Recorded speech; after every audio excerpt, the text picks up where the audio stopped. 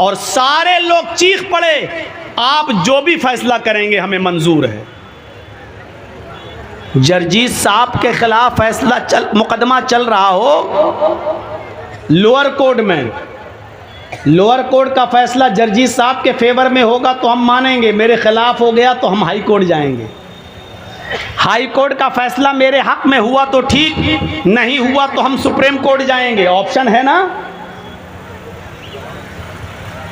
यहां कोई ऑप्शन नहीं। मक्के के सारे लोगों ने कहा, आए मोहम्मद, हमने पूरी जिंदगी में आपको कभी झूठ बोलते हुए नहीं देखा, इसलिए आप जो भी फैसला करेंगे मंजूर है। अभी फैसला किया नहीं अल्लाह के नबी ने, लेकिन लोगों ने मानने का इकरार पहले कर लिया कि आप जो भी फैसला करेंगे हम आपका फैसला मान लेंगे, चाहे वो मेरे फेवर में जाए, चाहे वो मेरे खिलाफ जाए, चाहे वो मेरे हक में जाए, चाहे वो मेरे खिलाफ जाए, आपका फैसला हम मान लेंगे।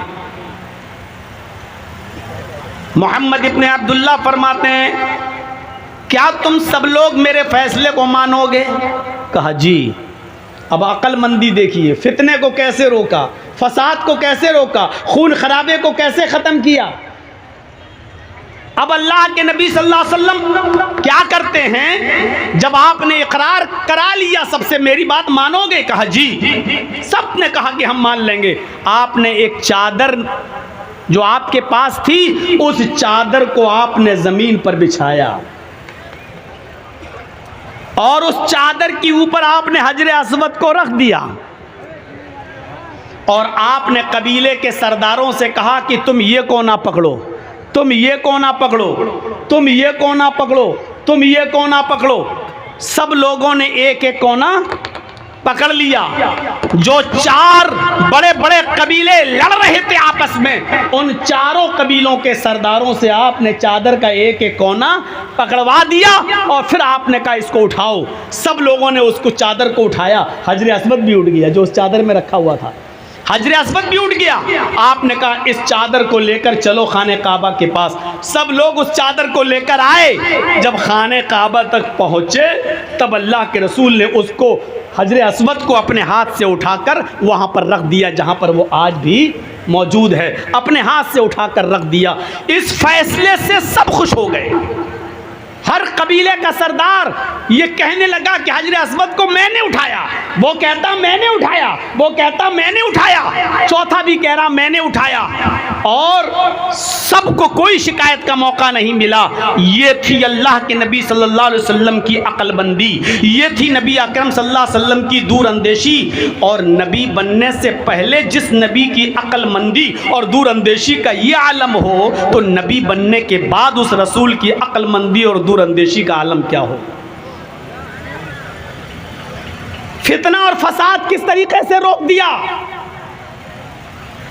जो कौम तलवार से नीचे किसी की बात ही नहीं करती थी, इतनी लड़ाका कौम, एक कबीले की बकरी दूसरे के कबीले के खेत में चली गई, एक बकरी इस कबीले की उस कबीले के किसी आदमी के खेत में चली गई, उसने उसको डंडा मार दिया, उस बकरी के टांग में चोट आई, बकरी लंगड़ाते हुए अपने घर आई। इस कबीले के लोग उस कबीले के लोगों से लड़ने लगे, तूने मेरी बकरी को लाठी क्यों मारी? उसने कहा तेरी बकरी मेरे खेत में कैसे आई? बकरी तो बच गई, लेकिन दोनों कबीले मेरे भाइयों लड़ाई लड़ते हैं तो ये लड़ाई 27 साल तक चलती रहती है और रुकने का नाम नहीं लेती। आप अंदाजा लगाएंगे कितनी खतरनाक कौम थी ये। बकरी नहीं मरी,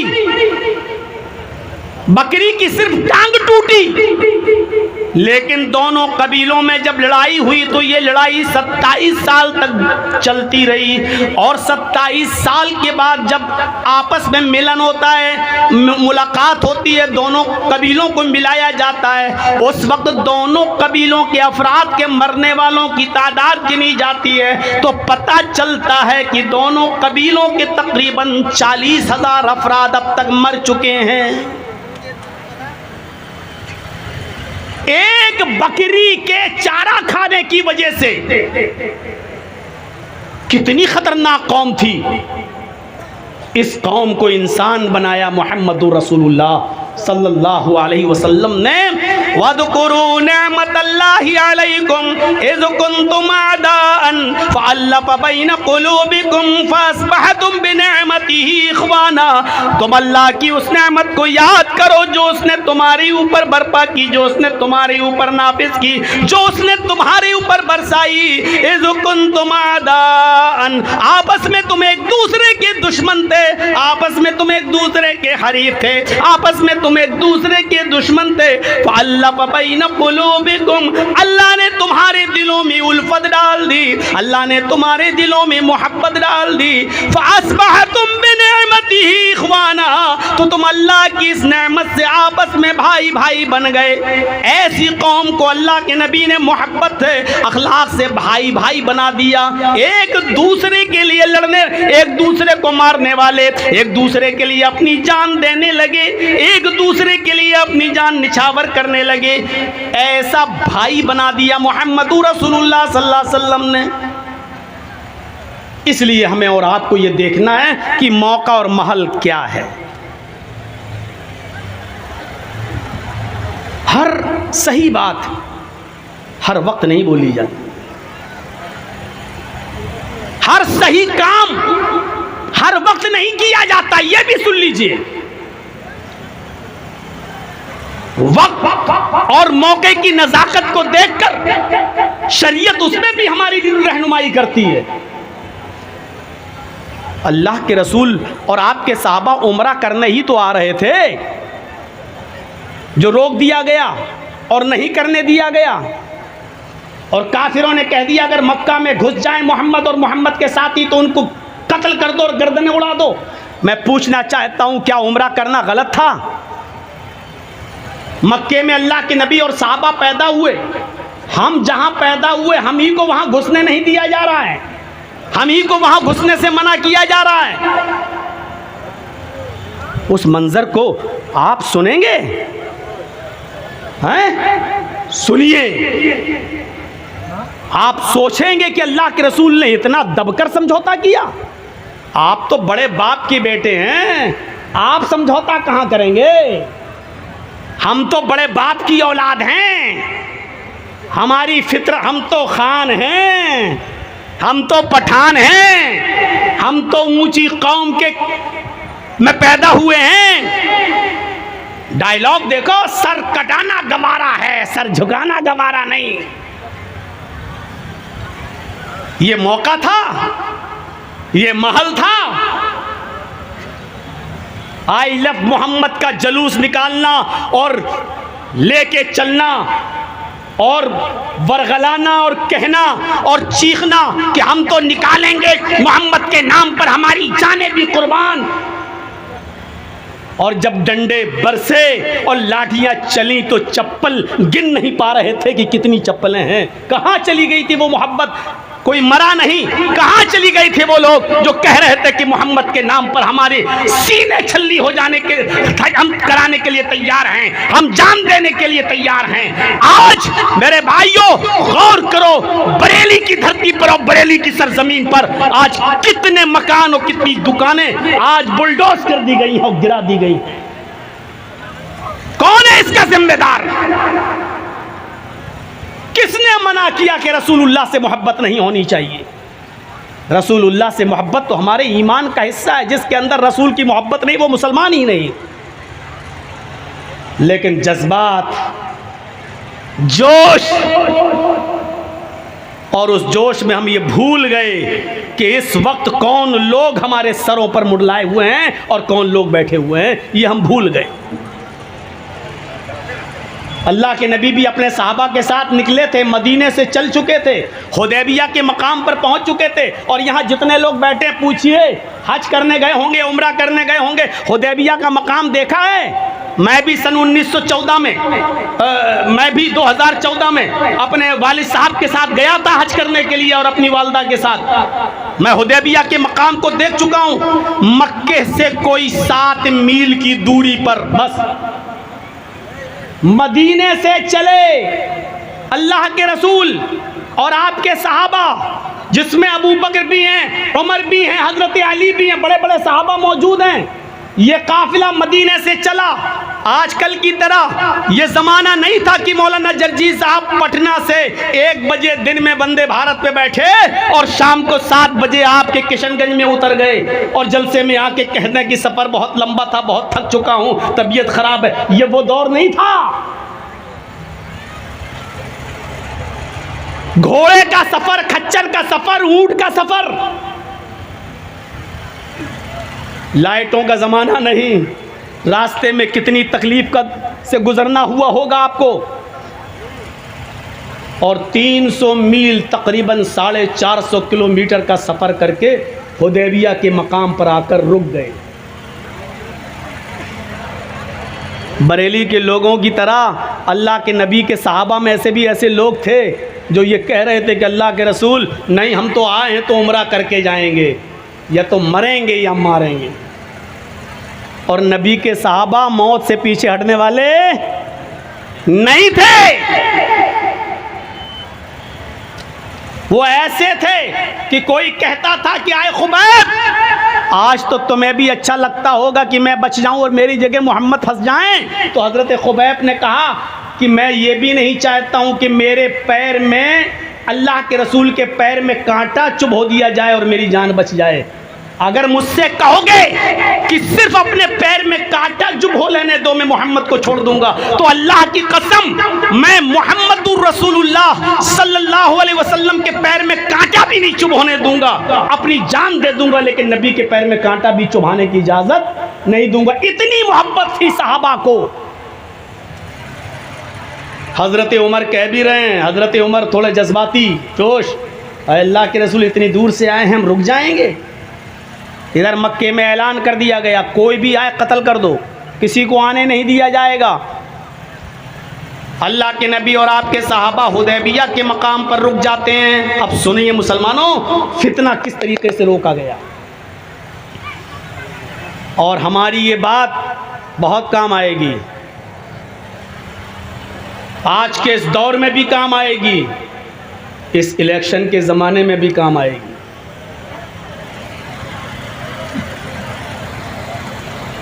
हम किसी पार्टी के एजेंट नहीं हैं, ना हम किसी पार्टी का प्रचार करने आए हैं।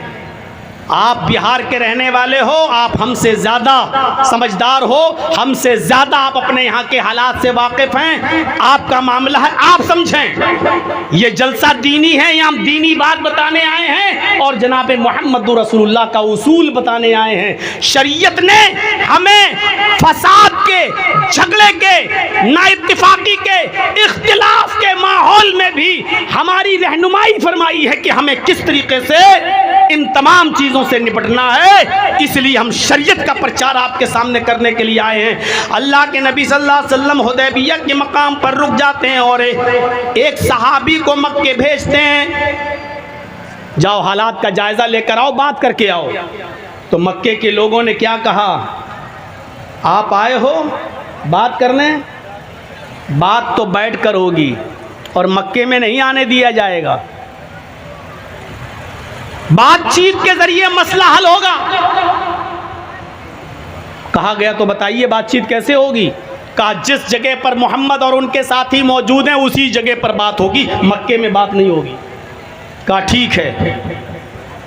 कुरैशियों का, मक्के वालों का एक वफद तैयार हुआ, एक जमात तैयार हुई और उनका सरदार बनता है सुहैल। बुखारी की रिवायत पढ़िए, उनका सरदार कौन बनता है? सुहैल। अपने चंद साथियों को लेकर हुदैबिया, जहां अल्लाह के नबी मौजूद थे, वहां ये काफिला आता है, ये वफद आता है और अल्लाह के रसूल से गुफ्तगू करता है। यहां गुफ्तगू होती है, काफिरों की तरफ से कौन बात करेगा? आवाज़ आई सुहैल का, और कोई नहीं बोलेगा। ठीक, बातचीत तभी अच्छी होती है जब तुम्हारे पास कोई एक आदमी हो और हमारा भी एक आदमी हो। हम लोग सुनेंगे लेकिन बात तुम्हारा एक आदमी, हमारा एक आदमी। काफिरों की तरफ से किसको तैयार किया गया? सुहेल। और कहा कि मुसलमानों तुम्हारी तरफ से कौन बात करेगा? लोगों ने, सहाबा ने जवाब दिया, हमारे नबी जनाब मोहम्मद रसूलुल्लाह सल्लल्लाहु अलैहि वसल्लम। कहा ठीक है, इन दोनों में गुफ्तगू होगी, तुम्हारे आदमी भी सुनेंगे, हमारे आदमी भी सुनेंगे।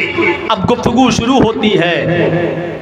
सुहेल ने कहा ठीक है, आप लोग मक्के में पैदा हुए, आपके आबा व अजदाद मक्के में पैदा हुए, आपकी ज़मीनें मक्के में मौजूद हैं, आपके रिश्तेदार मक्के में मौजूद हैं, हमें कोई एतराज़ नहीं है, लेकिन इस साल हम आपको उम्रा नहीं करने देंगे। अब शर्त लगती है। अब देखिए, शर्तें सब नाजायज़, एक भी शर्त जायज़ नहीं, सारी शर्तें नाजायज़। जिस नाजायज़ शर्त में पहली शर्त क्या है? आप मदीने से यहाँ तक आए हैं, अब यहाँ से वापस लौटकर मदीने चले जाओ। ये नहीं कहा अब आ ही गए हो तो उम्रा कर लो, ये नहीं कहा। इस साल आपको वापस जाना होगा, आप और आपके सारे साथियों को वापस जाना होगा। हम आपको इस साल उम्रा नहीं करने देंगे, आइंदा साल आप और आपके सहाबा आ सकते हो। पहली शर्त यह है कि इस साल वापस जाओ। मंजूर है तो लिखो। मुहम्मदुर रसूलुल्लाह सल्लल्लाहु अलैहि वसल्लम ने जिद नहीं की। आपने फरमाया सुहेल मुझे तुम्हारी ये शर्त मंजूर है, चलो इस साल हम वापस चले जाते हैं, नहीं करेंगे उम्रा, लेकिन अगली साल तो आ सकते हैं, आइंदा साल नेक्स्ट ईयर तो आ सकते हैं। सुहेल ने कहा नेक्स्ट ईयर, अगली साल आपको आने की इजाज़त है, इस साल नहीं। पहली शर्त लिख ली गई, इस साल वापस जाएंगे, इस साल उम्रा नहीं करने दिया जाएगा। ठीक है, पहली शर्त तय हो गई। दूसरी शर्त काफिरों ने लगाई। आए मोहम्मद, दूसरी शर्त यह है कि आइंदा साल आप उम्रा करने के लिए आएंगे और आपके सहाबा उम्रा करने के लिए आएंगे, तो मक्के में 3 दिन से ज्यादा रहने की इजाजत नहीं दी जाएगी। बिल्कुल वही मामला। इस मुल्क को आज़ाद हमने कराया, सबसे ज़्यादा खून मुसलमानों ने बहाया। आज भी इंडिया गेट पे चले जाइए, 95,000 लोगों में 65,000 सिर्फ मुसलमानों के नाम आपको मिलेंगे स्वतंत्रता सेनानी में, इस जंग की आज़ादी में, आज़ाद कराने में इस भारत को। लेकिन हम ही से कहा जा रहा है कि तुम ही को कागज़ दिखाना होगा, तुम इस देश के बाशिंदे हो या नहीं, तुम इस मुल्क के अंदर रहने वाले हो या नहीं। बिल्कुल वही षड्यंत्र, वही कैफियत। हम ही से कहा जा रहा, हमारी ज़मीन, हमारे आबा अजदाद सब मक्के में पैदा हुए, हमारी ज़मीनें मक्के में मौजूद, हम मक्के में पैदा हुए, और हम ही से कहा जा रहा है 3 दिन से ज़्यादा रहने की इजाज़त नहीं। आए मोहम्मद सल्लल्लाहु अलैहि वसल्लम, आपको और आपके साथियों को मक्के में 3 दिन से ज़्यादा रहने की इजाज़त नहीं होगी, वो भी आइंदा साल। इस साल तो बिल्कुल नहीं, आइंदा साल आ सकते हो, लेकिन 3 दिन से ज़्यादा मक्के में रहने की इजाज़त नहीं होगी। आपने कहा आए अली लिख दो, मुझे सुहेल की इन काफिरों की तरफ से ये शर्त भी मंजूर है, हम आएंगे और उम्रा करके सीधे वापस चले जाएंगे मदीने, हम मक्के में 3 दिन से ज़्यादा नहीं रुकेंगे, मुझे तुम्हारी ये शर्त भी मंजूर है। अगर अल्लाह के रसूल ये कहते क्यों नहीं रखा जाएगा, क्या मेरी ज़मीन नहीं है मक्के में, क्या हमारे रिश्तेदार नहीं है मक्के में, तो क्या गलत बात थी? सही बात थी, लेकिन कभी कभी सही बात से भी समझौता करना पड़ रहा है। आपने फरमाया ठीक है, मुझे तुम्हारी ये दूसरी शर्त भी मंजूर है। अब उसने एक और खेल बिगाड़ना चाहा, वो ये चाह रहे थे किसी तरीके से ये मामला, ये समझौता बिगड़ जाए। तीसरी शर्त काफिरों ने ये लगा दी, आए मोहम्मद, आप और आपके सहाबा मक्के में जब आइंदा साल दाखिल होंगे तो तलवार लेकर आ सकते हैं, लेकिन आप और आपके साथियों की तलवार मियान के अंदर रहेगी, और मेरे आदमी मक्के में खुली हुई तलवारें लेकर घूमेंगे। कितनी नाजायज शर्त, कितनी नाजायज शर्त। मेरे आदमी मक्के में खुली हुई नंगी तलवार तलवारें लेकर घूमेंगे, लेकिन आप और आपके सहाबा तलवार तो ला सकते हो, लेकिन तलवार मियान के अंदर रहेगी।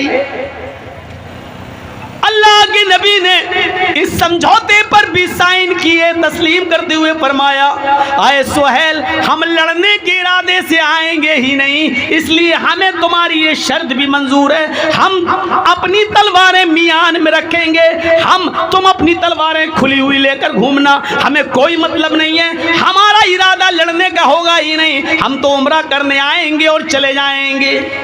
तीसरी शर्त भी मान ली। आज एक मामूली आदमी नहीं मान सकता।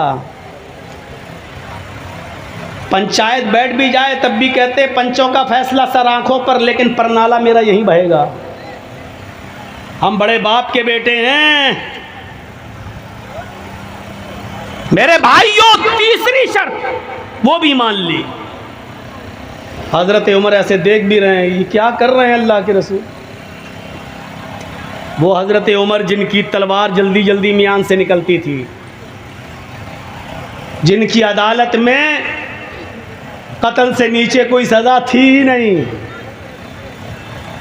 लेकिन अल्लाह के रसूल जब शर्तें मान रहे हैं तो उमर फारूक कैसे बोल दें, ठीक है मंजूर है, समझौता हो गया। अब चौथी शर्त एक और लगा दी। थोड़ा सा पंखा इधर भी कर दीजिए भाई, थोड़ा सा। पता नहीं अक्टूबर का लास्ट है, फिर भी तो सर्दी थोड़ी पड़ना चाहिए, लेकिन आज बहुत गर्मी लग रही है। तो मेरे भाइयों सुनिएगा, बहुत दिलचस्प बात। चौथी एक और शर्त लगा दी। किसी तरीके से तो मामला बिगड़े, और अल्लाह के रसूल बिगड़ने नहीं दे रहे हैं। उन्होंने चौथी शर्त लगाई है, मोहम्मद हाँ एक शर्त और है। आपने कहा अब क्या है? कहा एक शर्त और है। कहा क्या? कि अगर मेरा कोई काफिर आदमी, मेरा कोई मक्के से आदमी अगर भागकर मदीने जाएगा और आप लोग अगर उसको पकड़ लेते हैं तो मेरा आदमी आपको वापस करना होगा, मेरा आदमी आपको लौटाना पड़ेगा। अगर कोई आदमी मक्के से भागकर मदीना जाता है और आप गिरफ्तार कर लेते हैं तो मैं जब चाहूं अपना आदमी ले सकता हूं, मेरा आदमी आपको वापस करना होगा। और आपका आदमी अगर मदीने से भागकर मक्के आया और हमने पकड़ लिया तो हम आपके आदमी को वापस नहीं करेंगे। आज के इस दौर में ये समझौता कोई कर सकता है? कोई तहरीक, कोई तंजीम, कोई गिरोह, और साथ में जोड़ दो कोई पार्टी, कोई खानदान, कोई नस्ल, इतना गिरकर कोई समझौता कर सकता है? मेरा आदमी अगर भागकर मक्के से मदीना आएगा तो आपको वापस करना होगा, लेकिन आपका आदमी अगर भागकर मक्के से मदीने से मक्का आएगा तो हम वापस नहीं करेंगे। अल्लाह के नबी जनाब मोहम्मद रसूलुल्लाह सल्लल्लाहु अलैहि वसल्लम फरमाते हैं, आए सुहैल मुझे तेरी ये शर्त भी मंजूर है। हजरत उमर ने कहा, अल्लाह के नबी ये शर्त? मेरा आदमी ये वापस नहीं करेंगे और इनका आदमी मैं वापस करूं? अल्लाह के नबी ने फरमाया, आए उमर तुम नहीं जानते हो, जो मेरा हो जाता है वो जाने का नाम भी नहीं लेता। मेरा तो कोई आदमी जाएगा ही नहीं, और इनका अगर कोई आ भी जाएगा तो मेरे पास चंद दिन रहकर ऐसा अखलाक को किरदार देखकर ऐसा हो जाएगा कि जाने के बाद भी वो मेरा ही रहेगा। मुझे आए सुहैल तेरी ये शर्त भी मंजूर है, ये भी मंजूर कर लिया और लिख दिया गया मुहम्मदुर रसूलुल्लाह को ये समझौता मंजूर है। सुहैल से कहा कि तुम भी दस्तखत कर दो।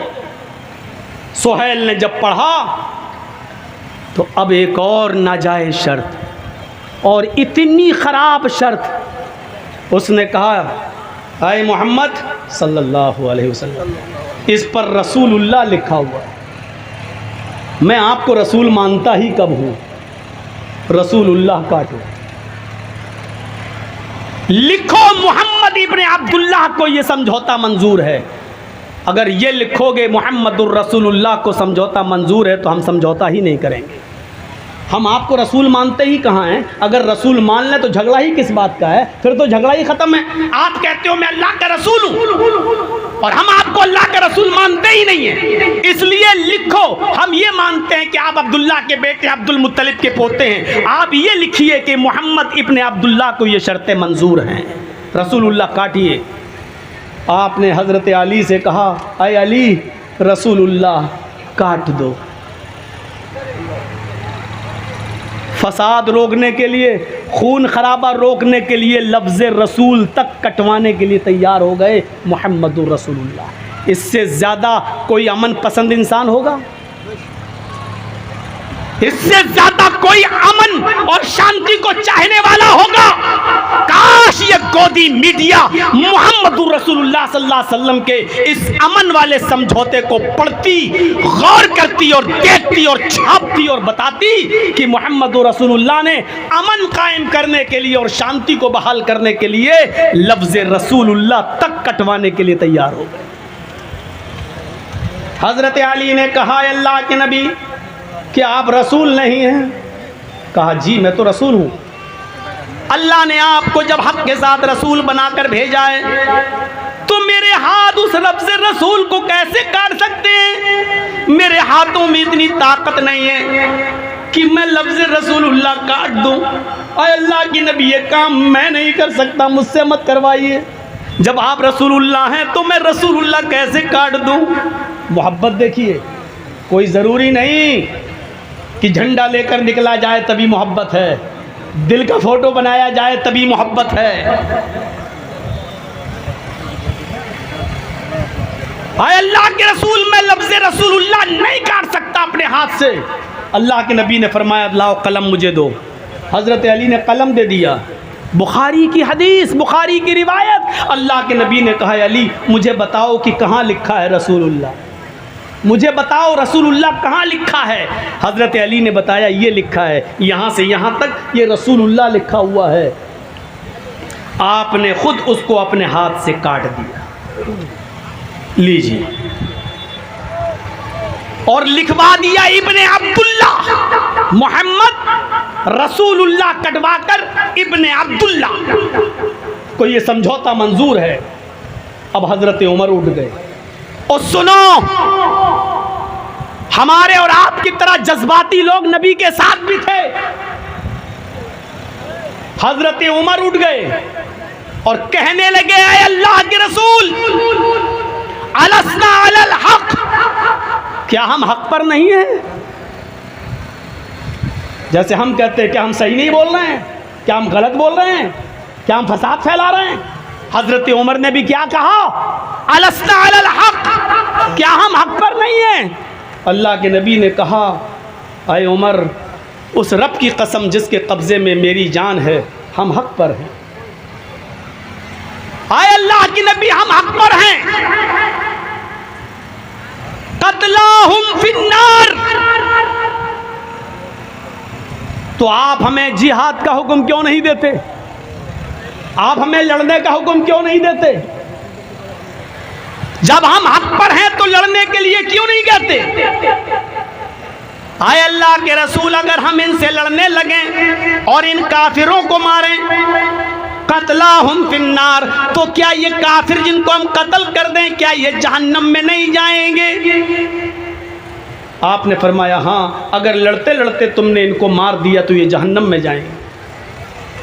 कत्लाना फिल जन्नह, अय अल्लाह के नबी, हम तादाद में कम हैं, लड़ते लड़ते अगर इन्होंने हमें मार दिया, हमें कत्ल कर दिया, तो क्या हम जन्नत में नहीं जाएंगे? सवाल कैसे कर रहे हैं हजरत उमर? आय अल्लाह के नबी, अगर हमने इनको कत्ल कर दिया तो क्या ये जहन्नम में नहीं जाएंगे? हाँ, ये जहन्नम में जाएंगे। अगर ये हमें मार दे तो क्या हम मरने के बाद जन्नत में नहीं जाएंगे? आपकी आंखों में आंसू आ गए। फरमाया, हाँ, अगर ये तुम्हें कत्ल कर दे तो तुम जन्नत में जाओगे। फरमाया, जब दोनों हालत में हमारी जीत है, हम इनको मारे तो ये जहन्नमी, ये हमें मारे तो हम जन्नती, फिर आप हमें लड़ने से क्यों रोक रहे हैं? हम आए हैं तो उम्रा करके जाएंगे। अल्लाह के नबी फरमाते, उमर, मैंने समझा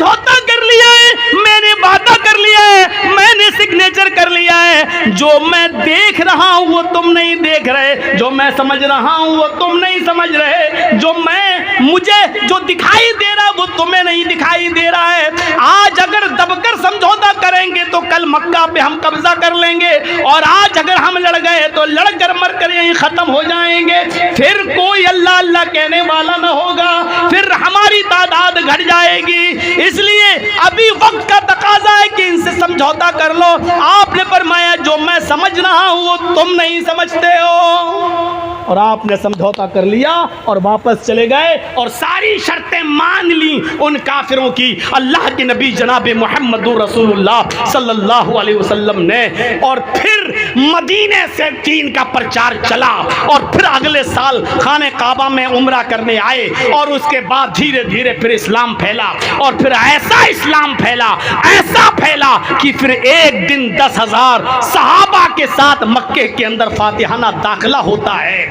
और वही अल्लाह के नबी उस मक्के के उसी खाने काबा में जिसमें 360 मूर्तियां रखी हुई थी, 360 बुत रखे हुए थे, उसी खाने काबा में दाखिल होते हैं।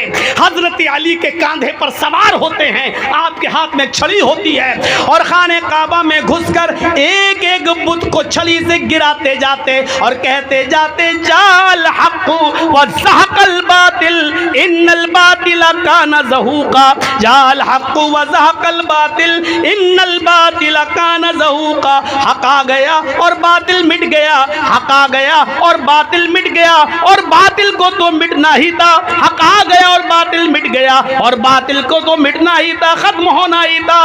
एक एक करके एक एक बुत को गिराते जाते और यही कहते जाते हक़ आ गया और बातिल मिट गया, और बातिल तो मिटने ही वाला था। ये कहते गए और मक्के को 360 बुतों से पाको साफ कराया, और मक्के के अंदर फातिहाना दाखिला हुआ। अगर अल्लाह के रसूल उस वक्त समझौता न करते तो क्या मक्के में शानदार फातिहाना दाखिला होता? ये जीत की निशानी थी उस वक्त समझौता करना। काफिरों को लग रहा था कि हम जीत गए, लेकिन हकीकत ये थी कि ये थोड़ी देर के लिए समझौता कर लेना और मान लेना इस बात की दलील थी कि आगे का मुस्तकबिल बहुत अच्छा है, फ्यूचर बहुत अच्छा है। इस समझौते की रोशनी में हम हालात का जायजा लें। उसमें भी सहाबा थे, कुछ कह रहे थे अल्लाह के नबी बिल्कुल सही कर रहे हैं, और कुछ कह रहे थे कि अल्लाह के रसूल को इतना रुस्वा भरा, इतना बेइज्जती वाला, इतना जिल्लत भरा समझौता नहीं करना चाहिए। आज भी अगर चंद लोगों की बात होगी तो चंद लोग कहेंगे हमें भी इतना जलील नहीं होना चाहिए।